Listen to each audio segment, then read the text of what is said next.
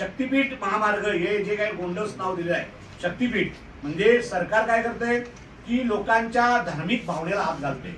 म्हणजे जोपर्यंत धार्मिक भावनेला हात घातलं की लोकांचा विरोध होणार नाही.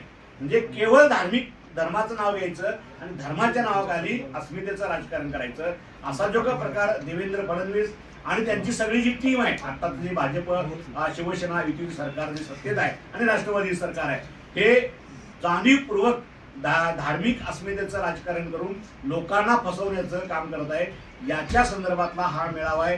हा मेळाव्याला खरं तर आपल्याला सगळ्यांना सांगायला आम्हाला आहे की राज्यभर जे आंदोलन ज्यांच्या नेतृत्वाखाली चालू आहे ते या स्वाभिमानी शेतकरी संघटनेचे माजी खासदार राजू शेट्टी साहेब, त्याचबरोबर आमचे कोल्हापूर विभागाचे आमदार सतेज उर्फ बंटी पाटील आणि माजी आमदार राजेश पाटील, हे तिघे या मेळाव्याला उपस्थित राहणार आहेत.